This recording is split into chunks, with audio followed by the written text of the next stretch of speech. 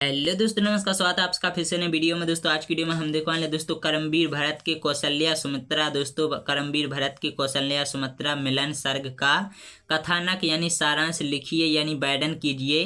तो दोस्तों यह प्रश्न काफी ज्यादा इंपॉर्टेंट है, क्योंकि दोस्तों आप लोग देख सकते हैं कम से कम 8-10 साल बराबर पूछा गया है और वेरी इंपॉर्टेंट प्रश्न है।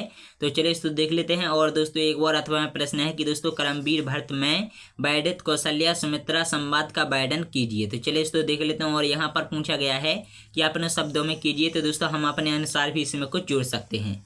तो दोस्तों यहाँ पर प्रश्न की शुरुआत होती है और तृतीय सर्ग कौशल्या और सुमित्रा मिलन। तो दोस्तों भरत के आने का समाचार पाकर कौशल्या का हृदय प्रेम से भराया, और जैसे ही दोनों भाइयों ने सामने आकर चरण स्पर्श किए तो दोस्तों प्रेम से दोनों को गले लगाया और आशीर्वाद दिया। दोस्तों कौशल्या की कर्ण दशा देखकर भरत विकल हो उठे और भरत को गले लगाकर कौशल्या अत्यधिक विलाप करने लगी। और कौशल्या की ऐसी दशा देखकर भरत स्वयं को धिक्कारने लगे और वह कहने लगे कि मैं ही पिता की मृत्यु और राम के वनगमन का कारण बना हूँ, और मैं कुल कलंक दुखमूल दुष्ट पापी और दुर्मति हूँ। अवध के सारे कष्टों का मूल मैं ही हूँ। दोस्तों किस मुँह से कहूँ। दोस्तों यहाँ पर चौपाई दी गई है कि दोस्तों किस मुँह से कहूँ कि मैं कुछ जान न पाया, माँ की राजनीति रचना पहचान न पाया, शासन का अधिकार हाय मैंने कब मांगा, राम गए बन मुझसा जग में कौन अभागा, राजभोग में करूं राम हो बन के बासी, हाय मिली जननी मुझको कैकई मासी। तो चलिए दोस्तों देख लेते हैं कि इतना कहते ही भरत ने कौशल्या के पैर पकड़ लिए। कौशल्या ने भरत को संभालते हुए कहा कि पुत्र, इसमें तुम्हारा कोई दोष नहीं है और न ही किसी को कैकई पर रोष है, यानी दोस्तों न ही कैकई को किसी पर गुस्सा है। कैकई ने सदा राम का भला चाहा है, उसने मुझसे भी अधिक प्रेम राम को दिया है, परंतु मैं उसकी तरह अपने हृदय को कठोर न कर पाई।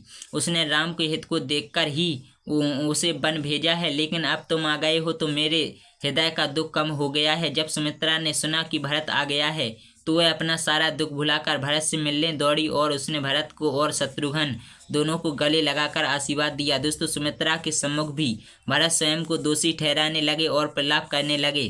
दोस्तों सुमित्रा ने भी कौशल्या की भांति ही भरत को समझाते हुए कहा कि राज्य का लोभ तुम्हें नहीं है, किंतु पुत्र के नाते तुम्हें पिता की आज्ञा का पालन करना चाहिए। राम के साथ लक्ष्मण है और वन में रहकर मानवता का दुख हरने में उनका गौरव है। दोस्तों सुमित्रा की बातें सुनकर भरत को कुछ सांत्वना मिली, परंतु वैदान की बात पुनः स्मरण आते ही क्षोभ क्रोध करने लगे।